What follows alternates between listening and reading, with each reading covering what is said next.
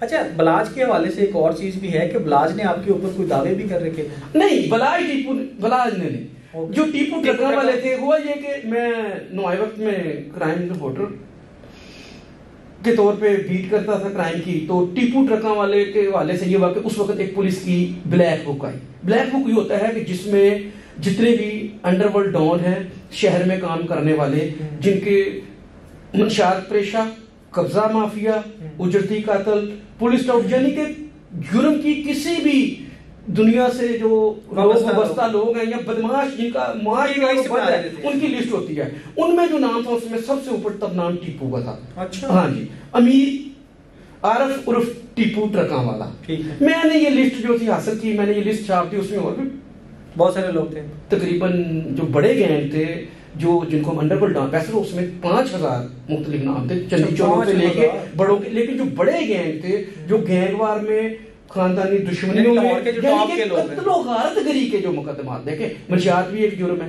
بالکل اپنا جو ہے ریپ ہے، اسلحہ بھی جرم ہے، لیکن قتل و غارت گری کے جو بڑے گینگ تھے اس میں ٹیپو کا نام سر فہرست تھا. انہوں نے اپنے وکیل کے ذریعے مجھے نوٹس بھجوا دینا کرنا، میں نے جانا وہاں پہ جا کے وہ بلیک بک دے دینی کرنی. وہ سلسلہ وہ سمجھیں کہ وہ کتنی بار ایسے ہو، انہوں نے تین دفعہ یعنی کہ انہیں میرے اوپر وہ جو مختلف تینوں دفعہ بلیک بک کا ہی تھا. بلیک بک ہوتا یہ تھا کہ ہم جب مختلف ہوتا یہ تھا کہ بلیک بکس جب بن جاتی تھی، لیکن وہ بلیک بکس کو جو ہے ہر سال یا جب حکومت چینج ہوتی ہے، کوئی حکمران آتا ہے تو ہر حکمران یا کوئی پولیس آفیسر آتا ہے تو وہ اپنی پالیسی لے کے آتا ہے، بالکل، کہ اس نے کس طرح جو ہے لاہور میں جرم کو کنٹرول کرنا ہے، یا کوئی سیاسی شخصیت ہے تو اس نے کس طرح امن و امان کا اپنے صوبے میں قائم رکھنا ہے. تو وہ اس حکمران کی یا اس پولیس افسر کی سوچ کے مطابق جو ہے پھر وہ پولیسنگ بھی ہوتی تھی. اور پھر جیسے اب ہے کہ جی جو ہم نے ایک دوسرے لفظوں میں کہنے کہ جرم سے یا گند سے صاف کرنا ہے، تو آپ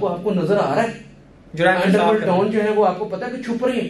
بالکل ایسے آپ کو پتا ہے کہ لوگ جو ہم لکھ کے معافیاں دے رہے ہیں، اپنے جو ہے وہ سفارشیں ڈھونڈ رہے ہیں، اپنے جو ہے وہ اسٹامپ لکھ کے دے رہے ہیں کہ ہم نے توبہ کر لیا ہے یا ہم سے ماضی میں کوئی غلطی یا ہوئی ہے تو ہم وہ سزا بھگت چکے ہیں، ہمارا اب اس چیز سے کوئی تعلق نہیں ہے. لیکن بات یہ ہے کہ جب نئی بک آنی پھر ان کا نام آ جانا، کیونکہ ان میں گوگی کا نام بھی ہونا، اس میں تیفی کا نام بھی ہونا، کہ وہ نیچے. ہاں جی، وہ جب پھر یہ ہوا کہ ٹیپو ٹرکاں والے پہ ہم نے بلے ٹرکاں والے کے بعد جب بلے جو ٹرکاں والا تھا اس کے جو قاتل تھے، جنہوں نے جو دشمنی کی جڑ تھے، جنہوں نے جن کی وجہ سے تیفی کے ڈیرے میں پناہ لی تھی، ان کو پولیس مقابلے میں پار کرا دیا گیا.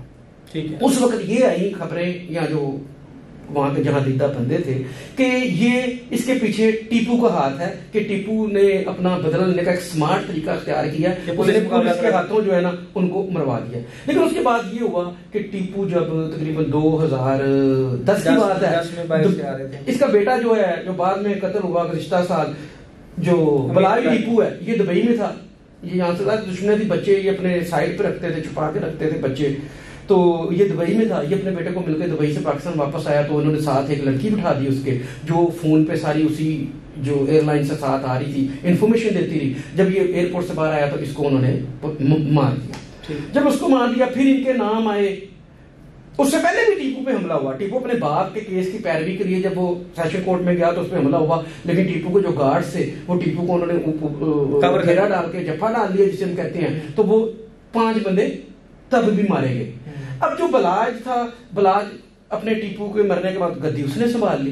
بالکل صحیح. جب اس نے گدی سنبھال لی تقریباً آپ دیکھ لیں کچھ 14-15 سال تقریباً اس نے باپ کی گدی سنبھالی. تو گزشتہ سال فروری میں وہ چونگ میں ایک شادی پہ گیا تو وہاں پہ جو اس کا قریبی دوست تھا جو بعد میں پولیس مقابلے میں مارا گیا، احسن شاہ، اس نے اس کی ریکی کی مخالفین کو بتائی تو یہ مارا گیا.